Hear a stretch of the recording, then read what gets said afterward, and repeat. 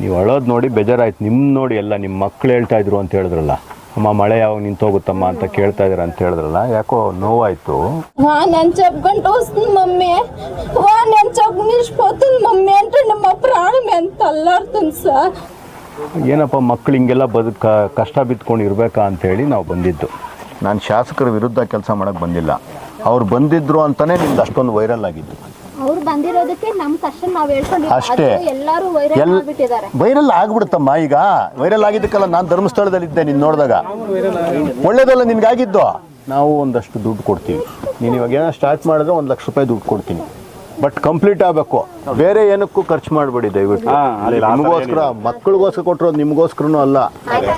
ಅಪಾಯ ಯಾರ್ದಮ್ಮ? ಇವಾಗ ಅಲ್ಲಿ ಕಟ್ಕೊಬೇಕಾ? ಚೀಟಿ ಎಲ್ಲ ಎತ್ಕೊಂಡು ಸಾಲ ಮಾಡಿ ಪಾಯ ಹಾಕ್ಕೊಂಡಿದ್ದೀವಿ. ಗೌರ್ಮೆಂಟಿಂದ ಇನ್ನೂ ಮನೆಗಳಿಗೆ ಬಿಟ್ಟಿಲ್ಲ, ಅದಕ್ಕೆ ನಾವು ಕಾಸ್ಕೊಂಡಿದ್ದೀವಿ ಸರ್. ಅಲ್ಲಿ ಮನೆ ಕಟ್ಟಬೇಕು ಅಂತ ಅನ್ಕೊಂಡಿದ್ದೀರಾ? 4 ವರ್ಷದಿಂದ ಇಲ್ಲ ಇದೆ. ಮಳೆ ಬಂದರೆ ಮಕ್ಳ ಹತ್ರ ಇರೋಕ್ಕಾಗಲ್ಲ, ಅವರು ಭಯ ಬೀಳ್ತಾರೆ. ಯಾಕೆ ನಲ್ಗುರ್ಕಿಯಲ್ಲಿ ಇಲ್ವಾ ನಿಮ್ಮ ಮನೆ? ಇಲ್ಲ ಸರ್, ಅದೆಲ್ಲ ಬಿದ್ದೋಗಿದೆ. ಹಳೆ ಹಳೆ ಮನೆ ಏನು ಮಾಡ್ಬೋದಮ್ಮ ಈಗ ನಾವು? ಏನು ಮಾಡೋದಂದ್ರೆ ನೀವು ಅಳ್ತಾ ಇದ್ರಲ್ಲ, ಅಲ್ಲ ಎಷ್ಟಾದರೂ ಮಾಡೋಕ್ಕಾಗಲ್ಲಲ್ಲ. ಈಗ ನಾವೇನು ಅಂದ್ಕೊಂಡ್ವಿ, ಇದೇ ಏನಾದರೂ ಇತ್ತಂತಂದರೆ ಈ ಮನೆಯೇ ಸರಿ ಮಾಡಿಸ್ಕೊಡೋಣ ಅಂತ ಅಂದ್ಕೊಂಡ್ವಿ. ಈಗ ನೀವೇನಂತಂದರೆ ಅಲ್ಲಿ ಬರಬೇಕು ಅಂತಿದ್ದೀರಾ. ಈಗ ತಾವು ಆ ಮನೆ ಕಟ್ಕೊಬೇಕು ಅಂತಿದ್ದೀರಾ. ಆ ಮನೆ ಕಟ್ಕೊಳ್ಳಿ. ನಮ್ಮ ಕೈಯಿಂದಾದ್ರೂ ನಾವೇನಾದ್ರು ಸಹಾಯ ಮಾಡ್ತೀವಿ. ನಮಗೆ ಗೌರ್ಮೆಂಟಿಂದ ಹಾಕ್ಕೊಟ್ರಲ್ಲ ಸರ್, ನಮ್ಮ ಹತ್ರ ಅಷ್ಟೊಂದು ಬಜೆಟ್ ಇಲ್ಲಲ್ಲ, ನಾವು ಅಷ್ಟು ಕಟ್ಟೋ ಅಷ್ಟು. ಈಗ ಗೌರ್ಮೆಂಟಲ್ಲಿ ಹಾಕ್ಸ್ಕೊಡೋ ಅಷ್ಟು ಶಕ್ತಿ ನಮ್ಮ ಕೈಲಿಲ್ಲ.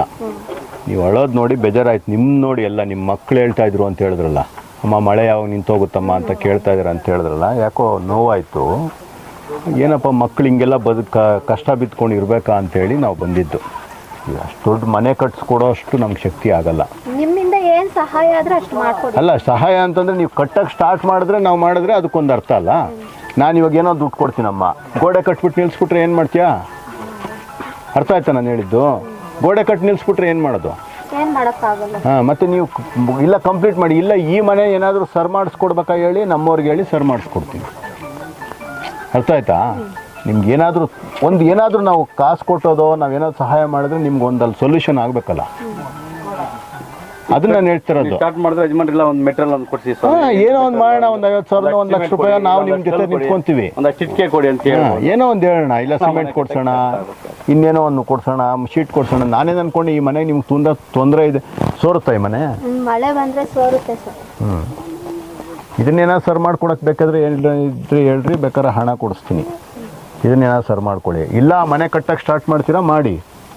ನಿಮ್ಮ ನಿಯಮ ಗೌರ್ಮೆಂಟ್ ಅವ್ರು ಯಾವತ್ತು ಕೊಡ್ತಾರೋ ಏನು ಗೊತ್ತಿಲ್ಲ. ಈಗ ಸದ್ಯಕ್ಕಿರೋ ಪರಿಸ್ಥಿತಿಯಲ್ಲಿ ಗೌರ್ಮೆಂಟ್ ಅವ್ರು ಕೊಡ್ತಾರೋ ಇಲ್ಲೋ ಅಂತ ನಮಗೂ ಗೊತ್ತಿಲ್ಲ. ಅಷ್ಟಿದೆ. ನಿಮ್ಮನ್ನ ಇಲ್ಲ ಕಾಂಗ್ರೆಸ್ ಗೌರ್ಮೆಂಟು ಇನ್ನೊಂದು ಗೌರ್ಮೆಂಟು ನಾನು ರಾಜಕೀಯ ಮಾಡೋಕ್ಕೆ ಬಂದಿಲ್ಲ. ಏನಂತಂದರೆ ಇವಾಗಿರೋ ಪರಿಸ್ಥಿತಿನಲ್ಲಿ ಏನಾಗುತ್ತೋ ನಮ್ಗೆ ಗೊತ್ತಿಲ್ಲ. ನಿಮ್ಗೊಂದು ಸೊಲ್ಯೂಷನ್ ಆಗ್ಬೇಕು ನಮ್ಮ ಕಡೆಯಿಂದ. ಅದಕ್ಕೇನಾದರೂ ಇದ್ದರೆ ಹೇಳ್ರಿ. ಈ ಮನೇನ ಸರ್ ಮಾಡಿಕೊಡ್ಬೇಕಾ ಸುರಿದಿರೋಂಗೆ ನಮ್ಮವ್ರಿಗೆ ಹೇಳ್ತೀನಿ, ಸರ್ ಮಾಡಿಕೊಡ್ತಾರೆ. ಇಲ್ಲ ಅಲ್ಲಿ ಪಾಯ ಹಾಕ್ಕೊಂಡಿದ್ದೀರಲ್ವಾ, ಮನೆ ಕಟ್ಟಕ್ಕೆ ಸ್ಟಾರ್ಟ್ ಮಾಡ್ತೀರಾ? ಸ್ಟಾರ್ಟ್ ಮಾಡಿ, ನಾವು ನಿಮ್ಮ ಜೊತೆ ನಿಂತ್ಕೊತೀವಿ. ನಾವು ಒಂದಷ್ಟು ದುಡ್ಡು ಕೊಡ್ತೀವಿ. ನೀನು ಇವಾಗ ಏನೋ ಸ್ಟಾರ್ಟ್ ಮಾಡಿದ್ರೆ 1 ಲಕ್ಷ ರೂಪಾಯಿ ದುಡ್ಡು ಕೊಡ್ತೀನಿ. ಬಟ್ ಕಂಪ್ಲೀಟ್ ಆಗಬೇಕು. ಕಂಪ್ಲೀಟ್ ಆಗಬೇಕಂದ್ರೆ ನಮ್ಮ ಹತ್ರ ಅಷ್ಟು ಅಮೌಂಟ್ ಕೇಳ್ತಾರೆ.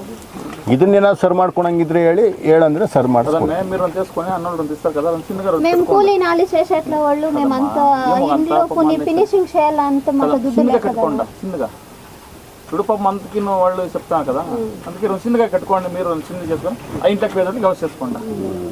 ಸಾನಿ ಎಲ್ಲ ಕ್ಯಾಶ್ ತಂದಿದ್ಯಾ? ಕೊಡು ಅವ್ರ ಕೈಗೆ. ನೋಡಮ್ಮ, ಇವ್ರ ಕೈಗೆ ದುಡ್ಡು ಕೊಡ್ತೀನಿ. ಕೊಡೋ 50,000. ಅವ್ರ ಕೈಗೆ ಕೊಟ್ಟಿದ್ದಾರೆ. ಇಲ್ಲ ಅವ್ರ ಕೈ ಕೊಡು, ನಾನು ಅವ್ರ ಹತ್ರ ಇಸ್ಕೊಂತೀನಿ. ಅವ್ರ ಕೈ ತಗೊಳ್ಳಿ. ಇದರಲ್ಲಿ 50,000 ದುಡ್ಡಿದೆ. ಇದನ್ನು ಅವ್ರಿಗೆ ಕೊಡಿ. ಅವ್ರು ಇಮ್ಮಿಡಿಯೇಟಾಗಿ ಸ್ಟಾರ್ಟ್ ಮಾಡ್ತಾರೆ. ಅದೇನು ಖರ್ಚಿದೆಯೋ ನಾನು ಮಾಡಿಕೊಡ್ತೀನಿ. ನೀಟಾಗಿ ಒಂದು ಇದು ಮಾಡಿಕೊಡ್ತೀನಿ. ಇನ್ನು ಬೇರೆ ಏನಕ್ಕೂ ಖರ್ಚು ಮಾಡಬೇಡಿ ದಯವಿಟ್ಟು. ನಿಮಗೋಸ್ಕರ ಮಕ್ಕಳಿಗೋಸ್ಕರ ಕೊಟ್ಟಿರೋದು ನಿಮಗೋಸ್ಕರನೂ ಅಲ್ಲ. ಮಕ್ಕಳು ಅಳ್ತಾರೆ ಅಂತ ಹೇಳಿದ್ರಲ್ಲ ತಾವು, ಅದಕ್ಕೆ ಬೇಜಾರಾಗಿ ನಾವು ಬಂದಿದ್ದು. ಅಷ್ಟು ಬಿಟ್ರೆ ಇನ್ನೇನಿಲ್ಲ. ನಾವು ಸುಳ್ಳು ಯಾವತ್ತೂ ಹೇಳಕ್ ಹೋಗಲ್ಲ. ಇವಾಗ ಅಳು ಬರುತ್ತೆ, ಜನ ಎಲ್ಲ ಅದೇ ವೈರಲ್ ಮಾಡ್ಬಿಡ್ತಾರೆ. ಆ ಹುಡುಗಿ ಹತ್ತಿದಾಳೆ ಅಂತಾರ, ಅದಕ್ಕೋಸ್ಕರ ಆಯ್ತು ಬಿಡಿ, ಇವಾಗ ನೀವು ಹತ್ತಿದ್ದಕ್ಕೆ ನಾವೆಲ್ಲ ಬಂದಿದ್ದಲ್ವಾ ಬಿಡಿ. ಜನ ಏನ್ ಬೇಕಾರೋ ಮಾತಾಡ್ಕೊಳ್ಳಿ ಬಿಡಮ್ಮ. ನಿನ್ ಕೆಲಸ ಆಯ್ತಾ ಅಷ್ಟು ನೋಡಷ್ಟೇ. ಜನ 100 ಮಾತಾಡ್ತಾರೆ ಬಿಡು, ನಿನಗೇನಾಗ್ಬೇಕು? ಜನಕ್ಕೇನು 5 ನಿಮಿಷ ಮಾತಾಡ್ತಾರೆ, ಮತ್ತೆ ಅವ್ರಿಗೆ ಇನ್ನೇನೋ ಸಿಗ್ತದೆ ಅದನ್ನ ಮಾತಾಡ್ತಾರೆ. ಆಯ್ತು, ಒಳ್ಳೇದಾಗ್ಲಿ ನಿಮ್ಗೆ ನಿಮ್ಮ ಕುಟುಂಬಕ್ಕೆ. ಯಾರ್ಯಾರು ಇರ್ತಿರೋದು ಮನೆಯಲ್ಲಿ? ನಾವು ನಮ್ಮ ಯಜಮಾನರು ಬಾಣ ಮುಂದೆ ನೀನು ಸ್ವಲ್ಪ ಜೊತೆಗೆ ಇಟ್ಕೊಂಡು ಅದೇನೋ ಕೆಲಸ ಮಾಡ್ಕೋ. ಇಲ್ಲ, ಚೆನ್ನಾಗಿ ನೋಡ್ಕೊಂತಾರೆ. ಸ್ವಲ್ಪ ನಿಂತ್ಕೊಂಡು ಎಲ್ಲ ಮಾಡ್ಕೊಂಡು ಇದು ಮಾಡ್ರಿ. ಮಕ್ಕಳು ಎಷ್ಟು ದೊಡ್ಡವರು? ಒಬ್ರು 4ನೇ ಕ್ಲಾಸ್, ಒಬ್ಬ ಹುಡುಗಿ 1. ಆಯ್ತು, ಸ್ವಲ್ಪ ನೀಟಾಗಿ ಕಟ್ಕೊಳ್ರಿ. ಯಾವತ್ತಾದರೂ ಒಳ್ಳೇದಾದರೆ ಒಂದಷ್ಟು ಕಾಸು ಕೂಡಿಟ್ಕೊಂಡು ಅಲ್ಲೇ ಮನೆ ಕಟ್ಕೊಳ್ರಿ. ಆವತ್ತು ದೇವ್ರೇನಾದ್ರು ನಮ್ಗೆ ಒಳ್ಳೇದು ಮಾಡಿದ್ರೆ ನಿಮ್ಮ ಜೊತೆ ನಿಂತ್ಕೊಂತೀವಿ. ಆಯ್ತನಾ? ಒಳ್ಳೇದಾಗಲಿ. ಮನೆ ಕಟ್ಟಿದ್ಮೇಲೆ ಬರ್ತೀವಿ. ಅರ್ಥ ಆಯ್ತಾ? ನನಗೂ ವಿಷಯ ಗೊತ್ತಾಗಿದ್ದು. ನಾನು ಶಾಸಕರ ವಿರುದ್ಧ ಕೆಲಸ ಮಾಡೋಕ್ಕೆ ಬಂದಿಲ್ಲ. ಅವ್ರು ಬಂದಿದ್ರು ಅಂತಲೇ ನಿಮ್ದು ಅಷ್ಟೊಂದು ವೈರಲ್ ಆಗಿದ್ದು. ಅವ್ರು ಬಂದಿರೋದಕ್ಕೆ ನಮ್ಮ ಕಷ್ಟ ನಾವು ಹೇಳ್ಕೊಂಡಿದ್ದೀವಿ ಅಷ್ಟೇ. ಎಲ್ಲರೂ ವೈರಲ್ ಆಗಿಬಿಟ್ಟಿದ್ದಾರೆ. ವೈರಲ್ ಆಗ್ಬಿಡುತ್ತಮ್ಮ. ಈಗ ವೈರಲ್ ಆಗಿದ್ದಕ್ಕಲ್ಲ, ನಾನು ಧರ್ಮಸ್ಥಳದಲ್ಲಿದ್ದೆ ನೀನು ನೋಡಿದಾಗ. ಒಳ್ಳೇದಲ್ಲ ನಿನ್ಗಾಗಿದ್ದು.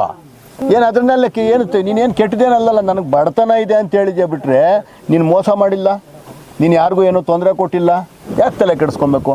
ಅಟ್ಲೀಸ್ಟ್ ಸಮಾಜ ನಿನ್ನ ಜೊತೆ ಐತಲ್ಲ, ಅದಕ್ಕೆ ನೀನು ಖುಷಿ ಪಡಬೇಕು. ಒಂದು ಬೇಜಾರು ಮಾಡ್ಕೊಂಡ್ರೆ ಹಿಂಗೆ. ಒಕ್ರಳ್ಳಿಗೆ ಭೇಟಿ ಕೊಡೋದಕ್ಕೆ ನಾನು 2 ದಿವಸದಿಂದ ಒಂದು ಸ್ವಲ್ಪ ಮಂಗಳೂರು ಕಡೆ ಹೋಗಿದ್ದೆ. ಆವಾಗ ಒಂದಷ್ಟು ವಿಡಿಯೋ ನೋಡಿದೆ. ನಮ್ಮ ಕ್ಷೇತ್ರದ ಶಾಸಕರು ತಮ್ಮ ಏನು ಕಾರ್ಯಕ್ರಮ ಇದೆ, ಏನು ಶಾಸಕರು ಏನೋ ಒಂದು ಕಾರ್ಯಕ್ರಮ ಇದೆಯಲ್ಲ ಶಾಸಕರದು, ಯಾವುದದು? ನಮ್ಮ ಊರಿಗೆ ನಮ್ಮ ಶಾಸಕರು ಅನ್ನೋ ಕಾರ್ಯಕ್ರಮದ ಅಡಿಯಲ್ಲಿ ನಮ್ಮ ಏನು ಪೆರೇಸಂದ್ರದಲ್ಲಿ ಹತ್ತಿರದಲ್ಲಿರುವಂತಹ ಒಕ್ಕರಳ್ಳಿ ಗ್ರಾಮಕ್ಕೆ ಬಂದಿದ್ದರು. ಆ ಗ್ರಾಮಕ್ಕೆ ಬಂದಾಗ ಒಂದು ಹೆಣ್ಮಗು ನಿಜಕ್ಕೂ ತನ್ನ ಕಷ್ಟವನ್ನು ಹೇಳ್ಕೊಂಡು ಮನೆ ಈ ಥರ ಆಗಿದೆ ಅಂಥೇಳಿ ನಿಜಕ್ಕೂ ನೋವಲ್ಲಿ ಆ ಹುಡುಗಿ ಅಳ್ತಾ ಇರೋದು, ಮತ್ತು ಅವ್ರ ಮಕ್ಕಳು ಆ ಮಳೆ ಬಂದಾಗೆ ಯಾವ ರೀತಿ ಭಯಭೀತರಾಗಿರ್ತಾರೆ ಅಂತ ಹೇಳಿದ್ದನ್ನು ನೋಡಿ ನಿಜಕ್ಕೂ ನನ್ನ ಹೃದಯ ಕಲಕಿದ ಹಾಗಾಯಿತು. 100%. ಅದು ಬೇರೆ ಪೆರೇಸಂದ್ರದ ಪಕ್ಕದಲ್ಲೇ ಇರೋ ಊರಾಗಿರೋದ್ರಿಂದ ನನ್ನ ಜವಾಬ್ದಾರಿ ಅನಿಸ್ತು. ಆ ಹೆಣ್ಮಗು ಆ ಕುಟುಂಬದ ಜೊತೆ ನಿಂತ್ಕೊಬೇಕು, ಆ ಮಕ್ಕಳ ಜೊತೆ ನಿಂತ್ಕೊಬೇಕು ಅಂಥೇಳಿ ಬರಲೇಬೇಕು ಅಂಥೇಳಿ ಇವತ್ತು ಊರಿಂದ ಬಂದಿದ್ದ ತಕ್ಷಣ ಬಂದೆ. ಆ ಹೆಣ್ಮಗುನೂ ಮಾತಾಡಿದೆ. ಇವತ್ತು ಆ ಮನೆ ಏನಿದೆ ಅವ್ರದ್ದು ಬೇರೆ ಬೇರೆ ಏನು ಕಾರಣಗಳಿದೆ, ಬೇರೆ ಬೇರೆ ಅವ್ರದ್ದು ಸನ್ನಿವೇಶ ಬೇರೆ ಇದೆ. ಅವರು ಇನ್ನೇನೋ ಒಂದು ಪಾಯ ಎಲ್ಲ ಪಾಪ ಹಾಕ್ಕೊಂಡಿದ್ದಾರೆ. ಆ ಮನೆ ಕಟ್ಟಬೇಕು ಅಂದರೆ ಅವ್ರದ್ದೇನಂತಂದರೆ ಸರ್ಕಾರದ ವತಿಯಿಂದ ಒಂದಷ್ಟು ಅನುದಾನ ಸಿಕ್ಕರೆ ಮನೆ ಕಂಪ್ಲೀಟ್ ಮಾಡ್ಬೋದು ಅನ್ನೋದು. ಇಲ್ಲಾಂದರೆ ಅವ್ರ ಕೈಯಲ್ಲಿ ಸ್ವಂತವಾಗಿ ಮನೆ ಕಂಪ್ಲೀಟ್ ಮಾಡೋವಂಥ ಶಕ್ತಿ ಅವ್ರಿಗಿಲ್ಲ. ಏನಿವತ್ತು ಈ ಒಂದು ಸಂದರ್ಭದಲ್ಲಿ ಹೇಳೋಕ್ಕೆ ಇಷ್ಟಪಡ್ತೀನಿ, ಕಾಂಗ್ರೆಸ್ ಸರ್ಕಾರ ತನ್ನ ಗ್ಯಾರಂಟಿ ಭಾಗ್ಯಗಳಿಂದ ಹೋಗಿ ಇವತ್ತು ಏನು ದಲಿತ ಜನಗಳಿಗಿರ್ಬೋದು, ಶೋಷಿತರಿಗಿರ್ಬೋದು, ವಿಧವೆಯರಿಗಿರ್ಬೋದು, ವೃದ್ಧರಿಗಿರ್ಬೋದು, ಏನೇನು ಒಂದು ಈ ರೀತಿಯ ಬೇರೆ ಬೇರೆ ಸೌಲಭ್ಯಗಳನ್ನು ಹಿಂದಿನ ಸರ್ಕಾರಗಳು ಏನು ಕೊಡ್ತಿದ್ವು, ಆ ಎಲ್ಲ ಸೌಲಭ್ಯಗಳನ್ನು ಕೊಡೋಕ್ಕಾಗದಿರೋ ಅಂತಹ ಅಸಹಾಯಕ ಸ್ಥಿತಿಗೆ ಇವತ್ತಿನ ಈ ಕಾಂಗ್ರೆಸ್ ಸರ್ಕಾರ ಬಂದು ತಲುಪಿದೆ. ಆ ಒಂದು ಸರ್ಕಾರದ ಈ ಒಂದು ವಿಫಲತೆಯ ಒಂದು ಫಲಿತಾಂಶನೇ ಈ ರೀತಿಯ ಎಷ್ಟೋ ಕುಟುಂಬಗಳು ಇವತ್ತು ಮಳೆ ಬರ್ತಿದ್ರೂ ಸಹ ಎಲ್ಲ ರೀತಿ ಒದ್ದಾಡಿಕೊಂಡು ಜೀವನವನ್ನು ತ್ರಿಶಂಕು ಸ್ಥಿತಿಯಲ್ಲಿ ಕಳೆಯುವಂಥ ಪರಿಸ್ಥಿತಿ ಅವರಿಗೆಲ್ಲ ಎದುರಾಗಿದೆ. ಅದನ್ನು ನೋಡಿ ನಾನು ಇಮ್ಮಿಡಿಯೇಟಾಗಿ ಅವ್ರಿಗೇನಾದರೂ ಮಾಡಬೇಕು ಅಂತ ಬಂದ್ವಿ. ನನ್ನ ಸ್ನೇಹಿತರಾದ ಶಿವಣ್ಣನವ್ರಿಗೆ ಈ ಒಂದು ಕೆಲಸವನ್ನು ಒಪ್ಪಿಸಿದ್ದೀನಿ. ಈಗಾಗಲೇ ಅವ್ರಿಗೊಂದಷ್ಟು ಹಣವನ್ನು ಸಹ ಕೊಟ್ಟಿದ್ದೀವಿ. ಇರೋ ಮನೇನ ಒಂದಷ್ಟು ಅಚ್ಚುಕಟ್ಟಾಗಿ ಮಾಡೋಣ ಅಂತ, ಅಥವಾ ಹೊಸದಾಗೊಂದು ಚಿಕ್ಕದಾಗೊಂದು ಟೆಂಪ್ರರಿಯಾಗಿ ಒಂದು ಮನೆ ಮಾಡಿಕೊಡಿ, ಅವ್ರು ನೆಮ್ಮದಿಯಾಗಿರಲಿ, ಮತ್ತು ಅವರು ಮುಂದಕ್ಕೆ ಒಂದು ಚಿಕ್ಕದಾದ ಒಂದು ಮನೆ ಕಟ್ಟಬೇಕು ಅನ್ನೋ ಒಂದು ಆಸೆಯಲ್ಲಿದ್ದಾರೆ. ಆವತ್ತು ನಿಮ್ಮ ಜೊತೆ ನಿಂತ್ಕೊಳ್ತೀವಿ ಅಂತ ಹೇಳಿದ್ವಿ. ಆ ಕುಟುಂಬಕ್ಕೆ ಒಳ್ಳೆಯದಾಗಲಿ, ಅವ್ರ ಜೊತೆ ನಿಂತ್ಕೊಳ್ಳೋಣ ಅಂತ ಬಂದ್ವಿ. ಅದೇ ರೀತಿ ಬಂದಾಗ ಒಕ್ಕರಳ್ಳಿ ಗ್ರಾಮದಲ್ಲಿ ತುಂಬ ಬಡತನ ಕಾಡ್ತಿದೆ. ತುಂಬ ನಿಜಕ್ಕೂ ದಲಿತ ಕುಟುಂಬಗಳೇ ಹೆಚ್ಚಾಗಿರುವಂತಹ ಈ ಒಂದು ಗ್ರಾಮದಲ್ಲಿ ನೋಡಿದಾಗ ಬಡತನ ತಾಂಡವಾಡ್ತಾ ಇದೆ. ಒಂದಷ್ಟು ಜನ ಹೆಣ್ಮಕ್ಳು ಬಂದು ತಮ್ಮ ಕಷ್ಟಗಳನ್ನು ಹೇಳ್ಕೊಂಡ್ರು. ಅವ್ರಿಗೂ ಸಹ ನಮ್ಮ ಕೈಲಾದಷ್ಟು ಅವ್ರ ಜೊತೆ ನಿಂತ್ಕೊಳ್ಳೋ ಅಂತಹ ಕೆಲಸಕ್ಕೆ ಇವತ್ತು ಒಂದು ಹೆಜ್ಜೆ ಮುಂದೆ ಇಟ್ಟಿದ್ದೀವಿ. ಅದೇ ರೀತಿ ಇಡೀ ಒಂದು ಏನು ಒಕ್ಕರಳ್ಳಿ ಗ್ರಾಮ ಚೆನ್ನಾಗಾಗಬೇಕು, ಇಲ್ಲಿನ ಎಲ್ಲ ಜನಗಳ ಜೀವನ ಸುಖಮಯವಾಗಿರಲಿ ಅಂತ ಹಾರೈಸಿ ಇವತ್ತು ಅವ್ರ ಜೊತೆ ನಿಂತ್ಕೊಳ್ಳೋ ಅಂತ ಒಂದು ಸಣ್ಣ ಕಾರ್ಯವನ್ನು ಇವತ್ತು ನಾವು ಮಾಡಿದ್ವಿ. ಏಸಾಕೋಟೆ ಕಾರ್ವೋ ವಾಟರ್ ಪ್ಯೂರಿಫೈರ್ಸ್ ಅಂತ ಹೇಳ್ಬಿಟ್ಟು ಹೋಲ್ಸೇಲ್ ದರದಲ್ಲಿ ಚಿಕ್ಕಬಳ್ಳಾಪುರದಲ್ಲಿ ಪ್ರಪ್ರಥಮ ಬಾರಿಗೆ 5,500ಕ್ಕೆ ವಾಟರ್ ಪ್ಯೂರಿಫೈರ್ ಲಭ್ಯ ಇದೆ. 5,500 ಇಲ್ಲಿ ನಮ್ಮ ಅಂಗಡಿಯಲ್ಲಿ RO UV UF TDS ಖಾಲಿ 5,500 ಬರುತ್ತೆ. ನಮ್ಮ ಅಂಗಡಿಯಲ್ಲಿ ಬನ್ನಿ. ನಮ್ಮ ಲೊಕೇಶನ್ ಬಂದು ಏಸಾಕೋಟೆಕ್ ಕೆನರಾ ಬ್ಯಾಂಕ್ ಆಪೋಸಿಟ್ ಅಲ್ಲಿ ಆಂಬೂರ್ ದಮ್ ಬಿರಿಯಾನಿ ಪಕ್ಕದ ರೋಡ್ ಅಲ್ಲಿ 2ನೇ ಅಂಗಡಿ ಬರುತ್ತೆ.